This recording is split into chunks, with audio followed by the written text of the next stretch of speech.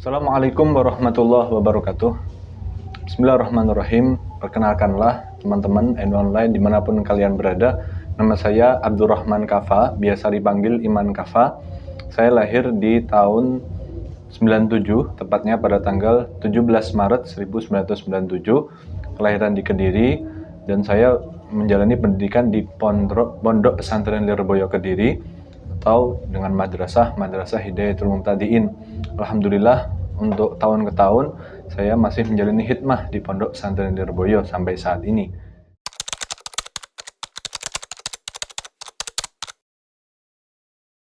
Teman-teman online dimanapun kalian berada, dalam sejarah bangsa Indonesia, sekarang NKRI sedang dalam sebuah ujian, dari satu ujian ke ujian yang lain. Semakin kesini, NKRI semakin terus diuji eksistensinya. Dalam hal ini, kondisi geopolitik secara tidak langsung meluas kemana-mana, menjadi semakin dinamis, dan juga perebutan pengaruh negara adik kuasa semakin kesini semakin menjadi-jadi. Dan dalam hal ini, sejak peristiwa Arab Spring 2010, negara-negara Arab semakin mengalami sebuah porak-poranda. Dalam hal ini, perlu diketahui, Arab Spring adalah suatu kondisi di mana para warga itu menolak atau melakukan sebuah protes besar-besaran kepada pemerintah. Dalam hal ini ada banyak faktor. Faktor pertamanya dikarenakan kezaliman penguasa, krisis ekonomi, kehidupan yang susah, dan pemilu yang dianggap tidak bersih. Gerakan seperti ini ternyata telah berhasil menggulingkan beberapa rezim, diantaranya di Yaman, di Libya, di Mesir, dan di Tunisia. Dan naasnya, gerakan seperti ini itu semakin merembet kemana-mana. Tak jarang, banyak sekali yang semakin mengalami sebuah kehancuran. Dalam hal ini, kerugian materi maupun non-materi juga sangat banyak, bahkan tidak bisa dihitung lagi. Nah, gerakan Arab Spring, naasnya semakin kesini akan diadopsi, atau semakin kesini secara tidak langsung mau diadopsi ke Indonesia. Jadi ini merupakan suatu kabar buruk bagi kita, sekaligus sebuah tantangan untuk menjaga keutuhan negara. Apa penyebab daripada itu semua? Ternyata penyebabnya adalah kurangnya paham kebangsaan yang kita miliki. Kita kurang memiliki paham-paham kebangsaan. Dan juga fitnah-fitnah yang mengadu antar ulama, habaib, dan membawa nama-nama Islam untuk memecah belah warga muslimin. Oleh karenanya, dalam hal ini mempelajari hukum-hukum yang terdapat pada buku fikih kebangsaan ini sangatlah dianjurkan di zaman ini. Berikut ini akan saya sampaikan beberapa poin-poin penting terkait apa-apa yang termuat pada muatan buku fikih kebangsaan. Pertama adalah urgensi persatuan dan juga bahaya dari perpecahan. Allah Ta'ala berfirman, wa'tasimu bihablillahi jami'a wa la tafarraqu, yang artinya berpegang teguhlah kalian semuanya kepada tali Allah dan janganlah kalian bercerai-berai. Dalam hal ini, kitab Tafsir Munir, kitab tafsir karya Imam Al-Qurtubi, menyampaikan perbedaan pendapat yang dilarang adalah perbedaan yang menyebabkan sebuah kehancuran. Jadi perlu diwaspadai bahwa dalam hal ini kita sedang diuji terkait perpecahan dan juga sedang didorong. Artinya kita harus mengusahakan terhadap kesatuan bangsa. Allah Ta'ala juga berfirman, wa ati'ullaha wa rasulahu wa la tanaza'u fatafshalu wa tadhhaba rihukum wasbiru innallaha ma'as-sabirin. Dan taatlah kalian semuanya kepada Allah dan Rasul-Nya, dan janganlah kalian sekali-kali berbantah-bantahan, dan yang akan menyebabkan kalian semua menjadi gentar dan hilang kekuatanmu, dan bersabarlah, sungguh Allah bersama orang-orang yang bersabar. Imam Abu Hayyan dalam kitab Bahrul Muhit juga menjelaskan sebuah perpecahan yang mengakibatkan kehancuran yang membuat para penjajah mudah menguasai sebuah negara, itu adalah perpecahan itu sendiri. Yakni sebuah perpecahan itu dapat mengakibatkan kehancuran yang membuat para penjajah mudah menguasai sebuah negara. Nah, itulah sebuah alasan kenapa ulama-ulama Indonesia menjadikan salah satu prinsip kebangsaan sebagai semboyan Bhinneka Tunggal Ika. Oleh karenanya, tidak ada alasan lagi bagi kita semua sebagai anak bangsa kecuali berpadu-padu mempertahankan terhadap NKRI. Berikutnya, sekarang kita bicara tentang bagaimana kita melihat terhadap nasionalisme. Bagaimana menurut pandangan fikih tentang nasionalisme. Para penonton dimanapun kalian berada, perlu diketahui bahwa nasionalisme adalah sebuah paham kebangsaan, persatuan bangsa, dan cinta tanah air. Oleh karenanya, nasionalisme itu harus terpatri dalam setiap sanubari anak bangsa demi menjaga semangat bangsa. Nasionalisme juga laksana ruh yang menghidupkan identitas dan jati diri bangsa.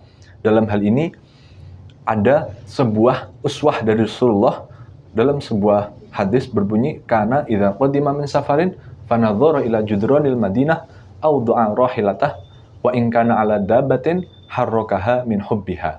Jadi Rasulullah di saat beliau pulang dari bepergian dan melihat dinding kota Madinah, beliau bahagia, beliau mempercepat laju ontanya, dan bila menunggangi atau mengendarai tunggangan seperti kuda semisal, beliau menggerak-gerakkan kuda itu, mengencangkan kudanya karena rasa cintanya terhadap kota Madinah. Para ulama memberikan sebuah tafsiran terkait hadis di atas. Wa fil hadisi dalalatun ala fadlil Madinah wa masyru'iyati hubbil watan wal hanin ilaihi. Yang artinya, dalam hadis tersebut secara tidak langsung menunjukkan bahwa Rasulullah itu mencintai terhadap kota Madinah dan disyariatkannya sebuah hubbul waton, yakni disyariatkannya cinta tanah air serta merindukan tanah air. Beliau, Sayyidina Umar bin Khattab, juga berkomentar terkait hal ini. Sayyidina Umar bin Khattab pernah mengatakan, laula hubbul waton la kharuba baladus saw fa bi hubbil waton umiratil buldan. Kalau tidak ada sebuah rasa cinta tanah air dalam setiap sanubari kita, niscaya akan semakin hancur negeri-negeri yang terpuruk. Maka dengan memiliki jiwa cinta tanah air, negeri-negeri akan termakmurkan. Nah, termasuk di antara upaya untuk menjaga keutuhan negara, menjaga persatuan bangsa, adalah tidak mudah percaya terhadap adanya isu-isu fitnah, hoax, dan juga tidak kemakan isu-isu mengadur domba antar warga Indonesia.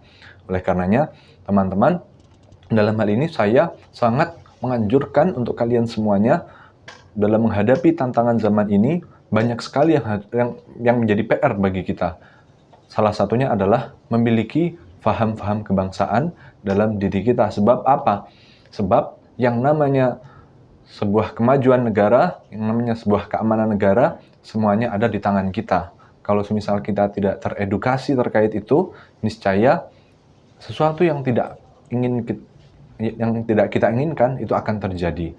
Nah, dari situ kita harus memiliki sebuah faham-faham nasionalisme, yakni sebuah faham cinta tanah air.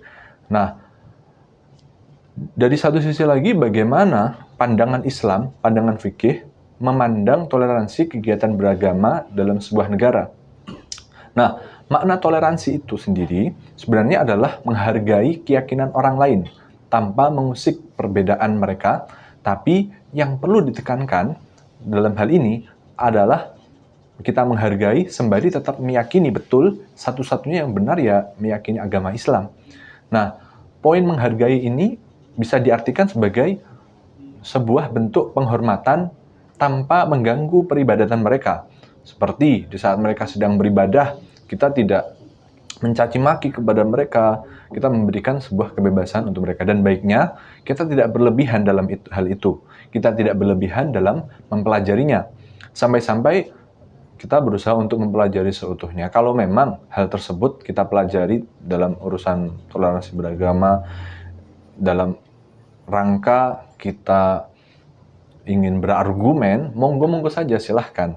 Tapi kalau semisal bukan dalam rangka untuk mematahkan argumen, lebih baik dalam hal ini kita tidak terlalu terjerumus, sebab ya akan sangat rawan apabila kita ikut campur terkait itu.